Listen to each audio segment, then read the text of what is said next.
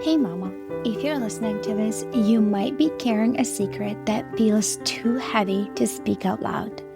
You look like you got it all together, you serve at church, maybe you even lead a Bible study. You smile when you drop off the kids, but no one sees the other side of you, the one that comes out behind closed doors. At home, you are a completely different person. You yell, you explode, you scream at your kids, sometimes in their face. You tell them to shut up. You grab them too harshly. You throw things across the room. You smack them in anger, twist their ears, spank them in rage, and immediately after, you are hit with a tidal wave of shame. You cry alone in your room and you whisper, "God, what is wrong with me?" You feel scared and disgusted by your own reactions. You're terrified that someone might find out. You wonder if your kids would be better off without you. You feel unworthy, broken, and too far gone to be redeemed.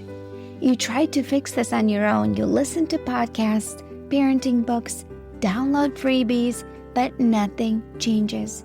You keep falling back into the same patterns, and it feels like you are stuck in a cycle that you can't break. You don't trust yourself anymore, and if you're honest, you are afraid of who you've become. But here's the truth, Mama. You are not beyond hope. You're not alone, and with God's help and the right support, you can change. I'm Elizabeth, a mom of 4 and an anger management coach for Christian moms. And inside my Calm Christian Mom coaching program, I guide women just like you through a powerful transformation. This isn't shallow behavior management. We go deep. We address your triggers, your stress, your mindset, your nervous system, and the spiritual root behind your patterns. We invite God into every layer and walk hand in hand towards healing. In just 12 weeks, you can become a completely different mom, unrecognizable. One who leads with patience, not panic. One whose children feel emotionally safe around her. One who cultivates peace. This summer, I'm offering a Calm Mama strategy session, a powerful 15-minute one-on-one coaching session designed to help you uncover the root of your anger and receive spiritual, emotional, and practical support. It's your chance to experience what coaching is like with me before diving deeper into ongoing support. If we both feel like the full program is the next right step, we can talk about what that looks like for you. You don't have to keep living like this. Your family is worth healing, and so are you. Use the link in the show notes to book the Calm Mama strategy session.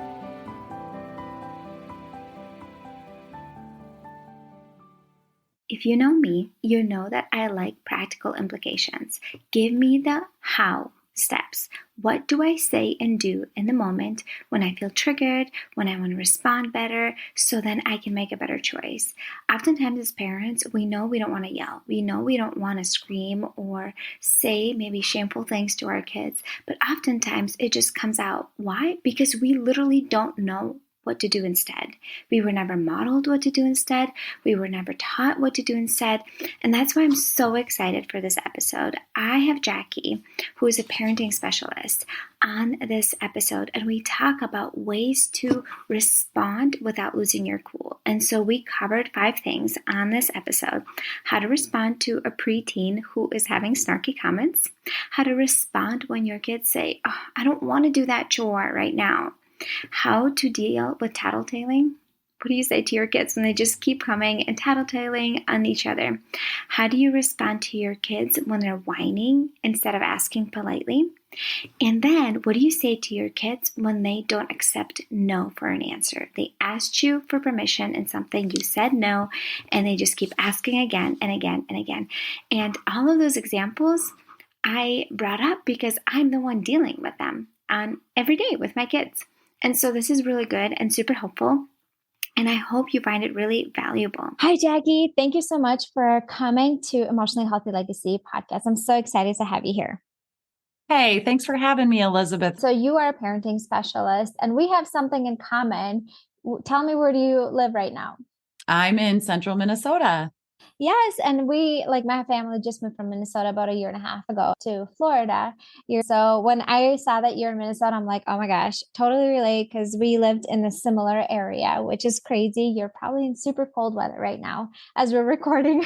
Yeah, it's about 30 degrees, so not too Yes. bad today, but Yeah, not too bad because it does get cold. It does get in the negatives. I've experienced that. I relate. But right now in Florida, it's actually in the 40s in the mornings, and everybody's like freaking out because it's like super cold for I us right heard now. that. So you also have a parenting podcast. Tell me the title of that podcast and the topics that you cover there. So it's called No Problem Parenting. And I am all about helping mamas and dads become the confident leader that I say our kids crave us to be.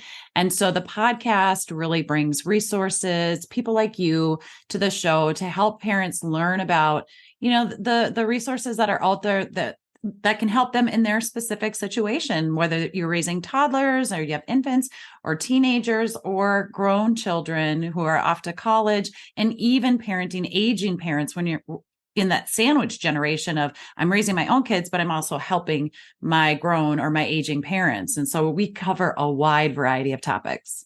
Okay, yes. And so if this is something that you need help with, I would encourage you to check out Jaci's podcast because today she's coming on my podcast to share with you ways to respond to your children when they are having behaviors that you don't like. Oftentimes, we know that the way that we are reacting, raising our voice or giving attitude back to our kids, getting pulled into their negativity is not the way that we want to handle things. And we just don't know how to do things differently because we don't have the tools. Nobody taught us to do things differently. And so I invited you here today and I'm going to run through 5 scenarios and you are going to give me positive ways to respond in those scenarios instead of having a negative reaction. So the first scenario is, what do you say to, right now I have an example of a preteen who has snarky comments that are not helpful to their sibling or to me, and just kind of talking to me like I'm dumb and just saying unhelpful things like, no, really, you said that, or just being unpleasant. What do you say to a child like that? Because I grew up and my parents would be like, what did you just say? Don't you talk Yeah. to me like that? And it would just create this cycle. So, what would be a positive way to respond? Well, when a kid is kind of just coming in and giving you attitude, talking back, just kind of being a stink, there's a number of things that you can say, but some of my favorite ones are because I like to create curiosity in kids. When they're being snarky or misbehaving, they're typically in the back part of their brain, that fight or flight part of their brain, and they're being defensive or resistant or reactive. And so I like to get them in the front part of their brain with curiosity. And so I'll say something like, if they're being really snarky or back talking, I'll say a couple of things. Maybe, hey, you know what? Pop off to your room. Feel free to come out when you can be kind. And Mm-hmm. they're like, they don't, I mean, they're getting in trouble, but you're not putting a time limit on it. You're just saying, hey, go get it together. And I have a whole technique around that. But another thing that I really like to tell them is I'll say something like, hey, thanks for letting me know you need me right now. Thanks for letting me know you're kind of struggling or not feeling very good. And that they're like, what? Like, I'm back talking you. I'm being disrespectful. And so they expect this defense or this reactive response from you. And instead, when you go over and say, hey, looks like you need a hug, sounds like you're not feeling very good about yourself, because people who feel good about themselves don't want to be disrespectful or harm or hurtful to somebody else. And so we want to teach that to our kids from the inside out. You must not be feeling very good right now about something that's going on. They're projecting it onto us, but instead of being like, quit disrespecting me or stop talking that way, or what did you just say to me? You can go over and say, hey, thanks for letting me know you need a hug. And then meet that need first, which creates curiosity. Like, why aren't you yelling at me, mom? Why Mm-hmm. aren't you engaging into a battle with me? And it's because mom doesn't want to, and mom doesn't have time to engage in a battle. And so we're just going to kind of let that go. Now, there's lots of other things around disrespect and back talking, but sometimes in the moment, just staying out of the battle and not engaging and taking the bait. It's like, think of fishing and they're like throwing you a worm and you're like, nope, I'm not getting caught on this one. So Mm-hmm. I'm totally staying out of the battle. And it creates this curiosity where your kids are, instead of you worrying about how are they going to misbehave next, or what's going to fly out of their mouth next, they're like what's mom going to do next? Or what's mom going to say? And we use a lot of art of distraction, but there are things that you can do that are more structured, where it's like, hey, pop off to your room, come back out when you can be kind. You're being disrespectful or rude to your siblings. Like, exit stage left, head into your room, come back out when you can be kind. They can come out in 30 seconds if they want, as long as they are kind when they come back out. Yeah. And if not, we pop them back to their room. Yeah, that's helpful. And I think like the mentality that I had to shift a while back when I started to learning about parenting and behavior is that I have a good kid who's just having a hard time. Mm-hmm. They're just having a hard time, whatever the reason is. I don't know what it is. They probably might not even know either, but they're just having a hard time. Just like you as a mom, when you are overreacting or you are snapping at your kids, it's not necessarily because of the kids. You're having some other internal issue going on and you're just having a hard time. You're still a good mom. You're just having a hard moment. And so having that reminder, but just having a tool like, how do I respond differently instead of getting pulled into it and reacting in unhelpful ways that make the situation worse? So that was really helpful. And number two, how about when you ask your kids to do something or you tell them to do a chore and remind them to do a chore and they just say no, or they just say, no, I don't want to, because that's what my kids say. Like, I don't want to, I don't feel like it. I don't want to do the dishes right now. I don't want to take out the trash. I don't want to clean my room. I don't feel like it. When I was growing up, it's like, you do it or you get spanked. That was the option. And so how do we respond in a better way that we feel good about and that doesn't pull us into that negativity and there's a few ways. There's a few ways. So the first thing you can say is, I know you don't want to, and thanks for doing it anyway. And then you just pause and you wait. Mm-hmm. And parents will say, well, that's not going to make them do it. And probably not. It's not going to make them do it. Sometimes I even add, thanks for being honest. If you have a kid that lies a lot, they need a lot of opportunities to hear that they can be an honest kid or that they made an honest statement, truthful statement. So sometimes if they say, no, I'm not gonna, or I don't want to, you can say, thanks for being honest. I get it. You don't want to. And thanks for doing it anyway. And then you pause and you wait. Now, life can go on even if they don't do it. But the key is when they want to do something else, you say, oh, sure, you can watch TV just as soon as the dishes are done. So you're saying no to something by saying yes to something else without having to say the word no. Like they go plunk themselves down in front of the TV and you go over and turn the TV off and you say, hey, I'd love to have you watch TV just as soon as the dishes are done. Or just as soon as I asked you to do, just as soon as you do what I asked you to do. Yeah. Yeah, that's a good one. I like it. And with my kids, I'm like, I get it. You don't feel like doing the dishes and they still need to get done. So how can you make it more fun for you to get the dishes done? And like, that's kind of how I typically respond and be like, because sometimes it's just boring. They don't want to because it's boring. And I'm like, and so how can you make it more fun? Okay. Can I listen to my favorite music?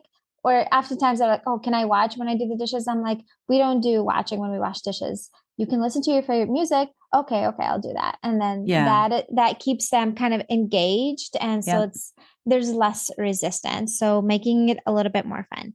So that one was really helpful. How about tattletaling on their sibling? They come to you, they're like, he did this, he said this, he's not doing this, and he's looking, at stuff or whatever it is, that he's not supposed to. And they come and tattletale. Their motivation is to get their sibling in trouble. Mm-hmm, absolutely. And so there's a number of ways that we deal with tattletaling, but one of them is to say, hey, thanks for letting me know. And whose job is it to parent brother? Whose job is it to take care of brother? Whose job is it, but thanks for wanting to help me out. I appreciate that you're always such a great helper. And you don't buy into the fact that they're just trying to get the other kid in trouble. Like we're not going to entertain that in this moment. We're just going to say, hey, thanks for wanting to help me out. In fact, I have something that I need help with, and that is sweeping the kitchen floor. So it teaches the child that every time they come to tattle on you, if it's truly just a tattle and not a safety issue, right? Then they're going to learn real quick that you love their help, just don't need it in that way, but you have something else that you need help with, and they are more than welcome to help you in that area. I love that. That is so creative. You're such a great helper. Here's what you can help with. Yeah. So we're kind of turning the tables on it without having to say, stop tattling on your brother. Yes. And getting all caught up into that. Yes, and getting pulled into that. Okay. So number 4 is whining. When your kids want something, they just come to you and they want, Mom, can I please? And then, just like the whining, it's like instead of just asking nicely, politely right away. And I know that's a huge one for me and a lot of my girlfriends who have kiddos, it's especially younger ones. It's just the whining. You're like, oh my goodness, can you just speak normally? So what would you say to that? Yeah. So I love whining can actually turn into a habit where sometimes kids don't even intentionally mean to whine, but their voice, the tone of their voice, the lilt just naturally changes. And so a lot of times I'll say, oh, try again. Just like real simple. Oh, try again. And they kind of look, or I'm happy to talk to you just as soon as I can hear your Joe voice or your Sue voice or, whatever their name is. Or I might say something like, oh, I'm happy to get you some, get you what it is you want just as soon as I can understand you. Or sometimes I say, oh, I cover my ears up and I'm like, oh, wait, what is that noise? Oh, that's making a cringe in my back. I don't even, like, so you could just kind of wrinkle up your face like, oh, wait, what is that? Like it's piercing your ears or it's hurting. And so I'm happy to answer you just as soon or listen to you just as soon as I can understand you or I can hear your voice. But a lot of times it's just a simple, oh, try again. Oh, say that again. And you change your lilt and your tone in your voice and your demeanor, which makes them want to too, and they shift it. But oftentimes kids get in a habit of whining because if we respond to the request that they've whined for, right? Mhm. Then they think that that's how they need to talk to get you to respond and to get what they want. But if they know that you're not going to follow through and you're also not going to engage in a battle of stop whining or, whatever, they respond much quicker. Yes, I love that. Try again. And I do that with my kiddos, even like my oldest one who is starting to have a disrespectful attitude sometimes, depending on how dysregulated he is. Because when someone's really dysregulated, that doesn't work out too well. But when he's just slightly dysregulated, I say try again, or I say, what's another way for you to ask that? How can you ask mommy in another way? And so that is another way that I respond to get them to, get curious. I'm like, okay, let me try again. And just giving them an Yeah. opportunity to do a do-over because oftentimes as parents, we have our hard moments and sometimes we wish we could do a do-over. Sometimes we snap at our husband and say something in an unkind way. And it would be so nice to have your spouse be like, can you try that again or do a do-over depending on how dysregulated you are in the moment. So that is a really helpful one. I like it. And then the last one I want to ask you about. So let's say your kids ask you something and you said no. I have an example. It's like my 8-year-old is like, Mom, can you take me to Dollar General? I just want to buy something with my money. And I know that he just wants to buy junk food. And I said no. And he's like, but why? And I said, because right now, this week, we're not buying any junk food at Dollar General. But why? But why? But why? And I already gave him an answer why. And he just wants me to give him a different answer. He just wants me to switch to a yes. And it's not changing. And I would say you already got an answer to your question. It's not changing. So You a already got an great answer response to your is, question. why do you think? Why do But you think? why? Why do you think? I like But that. why? Why do you think? I mean, how much energy does it take to broken record respond back to them? Yeah. Not a lot of energy. And you can actually change the tone of your voice. But why? Why do you think? But why? Well, why do you think? And like almost playfully. Hmm. Or I know you're so smart, you'll figure it out. I like that One of the one. things I love about you best is that you're a great problem solver. And so I Hmm. think you'll figure out why, And so we're encouraging them in a different way and still not giving in. But instead of because we're not buying junk food this week, or because it could just be, I don't have time to go to the store right now. We don't even have to get into the whole because I don't want to buy it, or you're just going to buy junk food and I don't want you to buy junk food. All that's just, I don't have time to go to the store right now. You can say when they kind of repeatedly go on and on and on with the why, you can say, I wonder if you can say why, ask why 5 more times. So you're actually giving them permission to ask why 5 more times. And the 5th time they do it, you say, yes, thank you so much for doing it my way. And then they're like, what? Wait, because if they asked 5 more times and you gave them permission to ask 5 more times, they did something you asked them to do. Hey, that's cool, right? It might be the Hmm. first time all day they actually did something you asked them to do. the first time. So it's just, again, being playful with it, not sarcastic, not demeaning, nothing like that, but just kind of having some fun with it. Just because they're upset that they don't get something that they want doesn't mean we have to buy into the emotion and mirror that same emotion. We're the adult, they're the kid. We can sit back and be like, yeah, I get it. You're frustrated. This is frustrating. I know my answer is really frustrating to you. And I hope you get over that feeling. But we don't have to buy in and power struggle with it. So yes, those are super, super helpful. And you have an amazing resource for parents, and it's 60 ways to respond to a lot of different circumstances and situations, and just positive ways to respond without getting pulled into feeling reactive and frustrated. And you have that amazing resource. Where can our mamas find that? yeah, so it's called 60 Ways to Respond to Your Kiddos Without Losing Your Cool. And they can go, there's actually a link in the show notes for you, but right at the homepage of my website, noproblemparents.com, fill out your name and your email. We're going to send you that free PDF. It's all 60 ways are listed in there. And then for added bonus, if they wanted to hear how I respond and use those responses, because each response can be used in a number of situations, they can listen to the No Problem Parenting podcast. We have several episodes, 6 episodes devoted to the 60 ways. There's a part 1 through part 6 series where I share 10 responses in each episode and give you some more ideas on how to use them and when to use them. Yes, I've listened to those episodes. They're so good. They're so good and so helpful. And it's just so helpful to have tools because, like I said Right. earlier, oftentimes we know we don't want to lose our cool. We know we don't want to react, and we don't know how to do things differently. We don't know what to say instead, what to do instead. And having even go-to tools, like you were just even mentioning in this podcast and that resource to be able to print off and be like, okay, oh, I can say this.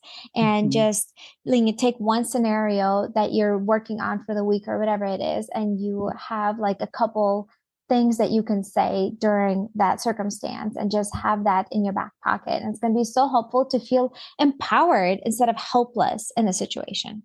And that's exactly it. We can become the confident leader our kids crave us to be. It doesn't always feel like that sometimes when they're, misbehaving or talking back or melting down or whatever it is that they're doing.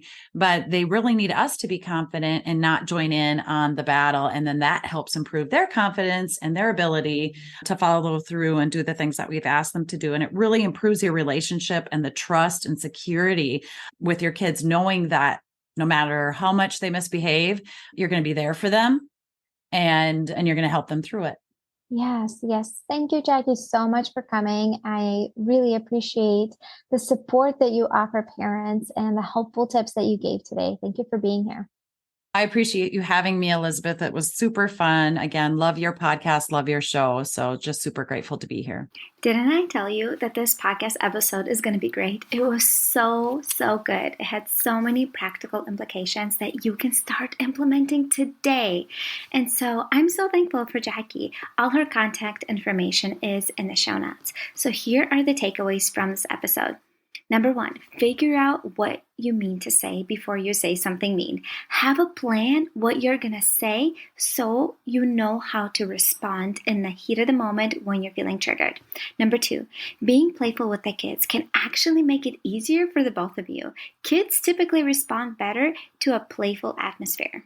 And number 3, stick with your new responses. Your kids will eventually accept them and get used to them. My friend, thank you so much for being here. I'm so thankful that you show up to this podcast week after week. If you have found it valuable in any way, would you please support me? Would you scroll down on Apple Podcasts and leave me a 5-star rating and a review? It's literally one of the best ways that you can thank me. And you can also share this podcast with a couple girlfriends. Just text this episode to 2 friends and say, hey, I listened to this episode. You're going to find it so helpful. Check out this podcast. Okay. I also want to share with you one item that I've been loving at Amazon.